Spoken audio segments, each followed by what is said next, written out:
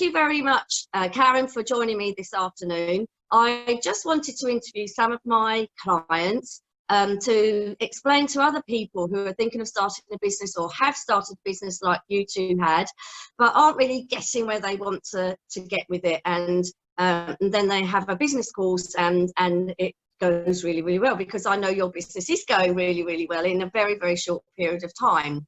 So please introduce yourself, tell us a little bit about you and about your business and where you were and why you wanted to start working with me. Okay, so hi, my name's Karen Osborne, Karen Heritage on Facebook. So there's a bit of a backstory there, in that my husband and I have only been married for a couple of years, and so my business is actually our business. John crafts the most beautiful furniture, so he's always been a welding engineer and worked with steel all his life, but locally we've been able to source beautiful wood.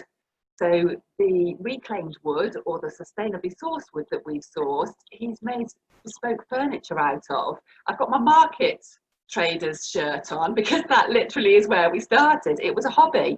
John was tinkering about in the garage, he was making items of furniture, and we thought we'll go to the local artisan market, see what people think, the farmers market, and people liked what they saw. But of course that's completely out of current remit. We can't go to the market, and we needed to think about getting our business online. So that's where the lovely Moira came in. So in terms of our next steps, we knew that we wanted to convert our hobby into a business, but where on earth do you start? I knew we needed a plan, but what did that look like? So that's when I discovered Life Begins at 45, and it definitely does begin at 45, but what a fab group to join. Thank you. I love it. I love it. And everybody in it is absolutely fabulous. So what attracted you to me? Yes, you joined the group, so you joined the group, and it's obviously full of like-minded women and people starting businesses or have businesses and all those sorts of things. That what made you actually decide that you'd like to work with me? And because you thought I could get you from hobby to business, which is very, very quickly is where you've got to. Yeah. Well, like you say, lots of like-minded women, that's really helpful. But it started with watching some of your lives, to be honest, Moira. What have I got down here? I've got my trusty notes with me, as my friend Moira would say if she was doing a live. Do you know your clients' pain points? I've never heard of a pain point. So actually, in that live, they have pain points and they have desire points. And actually, who is your ideal client? Well, at that stage in the game, we were kind of thinking they tend to be men and women. They're over 40, not realising how far wide of the mark that was. So just having listened to a couple of lives, I felt you were really knowledgeable. I liked your style. I liked you arriving with your glass of wine and being chatty and approachable. I felt like we would fit, that we would be able to work together. And moreover than that, you actually do encourage your clients to be accountable, which feels a bit scary, but the reality is that we needed a plan and I needed to be accountable. So it was through recognising that you were straight speaking, you were knowledgeable, and that you delivered material in your lives that made me want to connect with you and learn a bit more, much more. Brilliant, and I'm so glad you did. And so what in particular, so you had your hobby stroke tiny newborn business, and you knew that you knew from going to markets and things that people liked what you did, but you'd only sold a few bits and pieces until then. So what were you in particularly struggling with when you decided to start working with me? Well, I mean, initially it was a business plan. We knew, you know, I could see that John was enjoying what he was doing and we loved furniture, but how do we make a forecast that's relevant in November and equally relevant in April? I felt that we needed a business plan, but I really didn't know how to go about it. So I lacked clear vision. I also struggled horribly with this concept of social media. I'm not a Facebook girl at all, so that's something that's come to me later in life. And so I really needed some help with if we were going to take the business online, which was partly our vision, and then COVID-19 happened. So it couldn't just be partly our vision. We weren't going to be stood at market stalls anymore.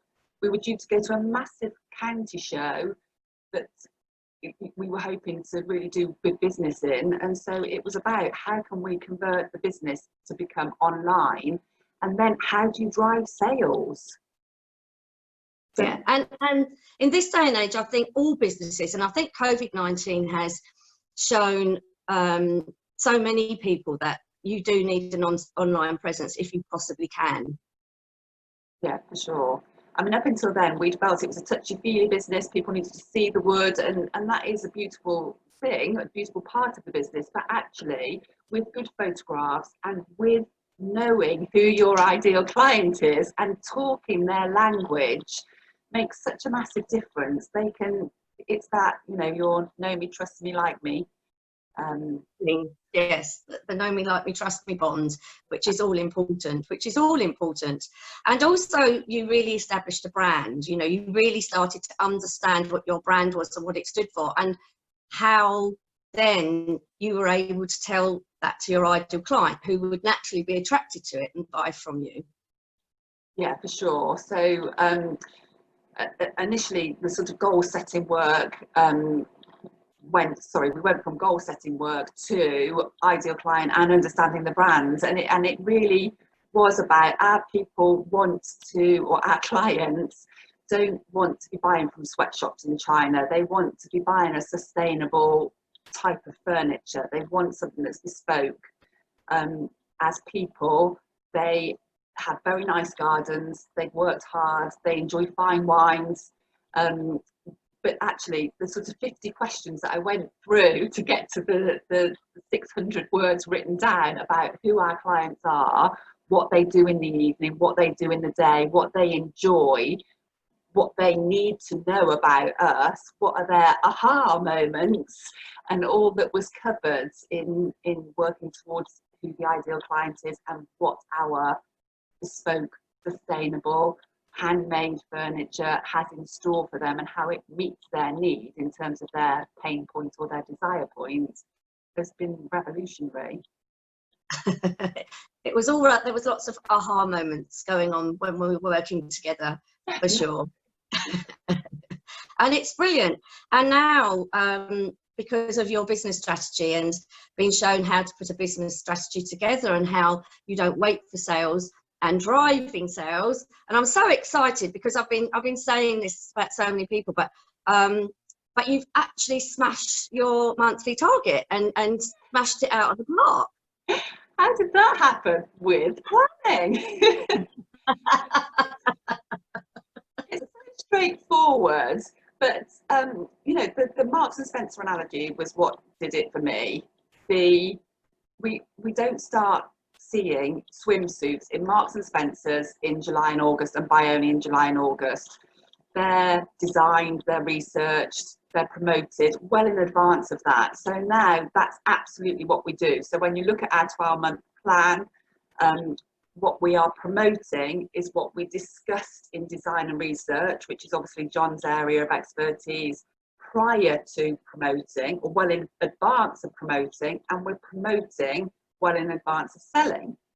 The whole concept of we might have a £1,000 target and you were actually going to name what you were going to sell scared me witless. So there I was thinking, well, £1,000, if it was £1,000, 4 lots of furniture at £250 a piece works, 10 items of furniture at £100 a piece. We're selling hanging basket brackets at £15 each. So it was blocking it all out so that it could become real. And we have hit our target. And now you can really see how you can grow your business. That is the main thing, because the idea is that you both want this to be your full-time work, so that you can actually have the right life balance for you two, and work together, because you actually love being together, don't you? Yeah, we do. We're blessed. We found each other later in life. and we do really enjoy working together. So that's a real positive. And really, the long-term goal is to retire together, to have holidays together, to have lifestyle different. You know, work 4 days a week instead of 6 days a week. There's lots of inspiration to keep us going along the way. Exactly. And did you find it difficult to learn the new skills once I'd explained how to put all the steps in place so that you could grow your business? Did you find the process difficult? I mean, obviously learning everything, but it's a lot of people think they're too old to learn new stuff, but obviously I don't think so. But how did you find it? It's definitely a mindset thing, isn't it? You've got to believe you can, and John and I have a strong faith, so you've got to have faith in what you do, and believe that you can do it. Procrastination hit me hard, and so I was thinking, oh, I'll just do this, I'll just do that, I'll just do the other, because it was task avoidance, wasn't it? The reality was, once I sat down with my large piece of paper to initially do the 12-month plan, then stick at it, keep making yourself accountable. What have you achieved today? What are you going to do tomorrow? Actually, it was very doable, but it was alien. It wasn't the way I was used to thinking. So that's why I say it's mindset. You know, I can do this. Come on, Karen, we can do this together. Whether it's self-talk, whether it's reading good books. You know, you've put some really good books on the material that you've supplied, and that has been really useful to read business planning books that help you with your mindset. So it wasn't easy. It was very doable once I put my mind to it and my mindset was in the right place. And I'm still learning loads. What do I know about algorithms? But I'm on my boot camp, my Instagram boot camp. I'm going to keep watching it until it gels. And it is just about learning, but I think once it's the penny.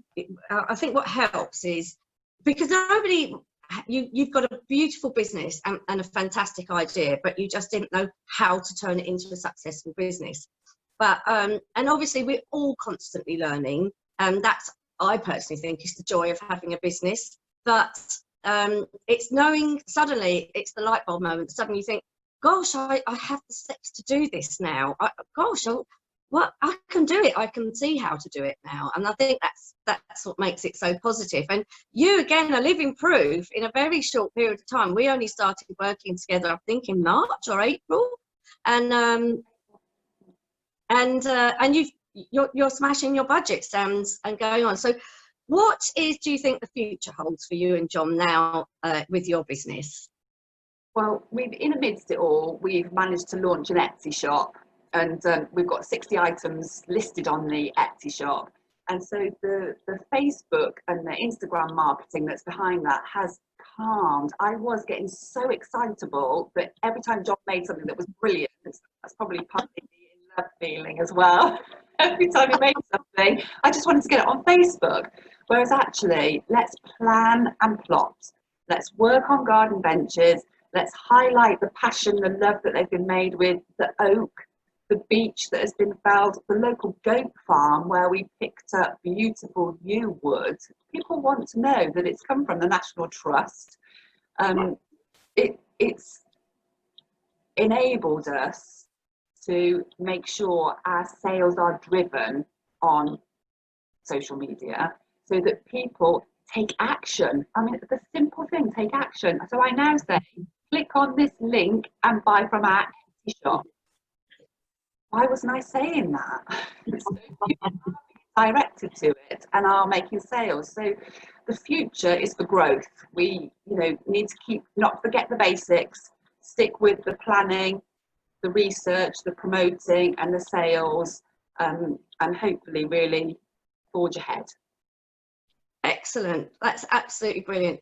And Karen, I'm so pleased, and I'm so, every time I hear from you and you say we've done it, we've done the targets and all this sort of thing. I mean, I just love it. I just love seeing my clients succeed, and your lovely big smile on your face because you two are absolutely smashing it and going and making progress makes it all worthwhile. So it's been lovely. So thank you so much. Oh, sorry, did you go to say something then? I am an observer, so I haven't always been as active in the group as some people have, because that's the style in which I learn. You know, I'm observing what's happening and I will put the occasional comment in, but what I've gained from it has been absolutely massive. So if you are an observer, if you are quietly tinkering along and you're not really sure which way to go, you do have to bite the bullets and get stuck in, but actually it's okay to slowly get to that space and know that there is an expert in her field who will absolutely categorically give you great guidance and show you the way. Oh, thank you so much. That's lovely. That's really lovely. Karen, I'll have to leave it now, so thank you so much. I really appreciate you taking your time out for this interview, and I'll speak to you soon, and I'm sure I'll be hearing from you telling me that you smashed it your next budget. Let's hope so. Yeah, Sure. There's no hope, you definitely will be. We just needed to do it. Yeah. All right, take care. Thank you so much. Okay, thanks, Moira. Bye for now. Bye. Bye.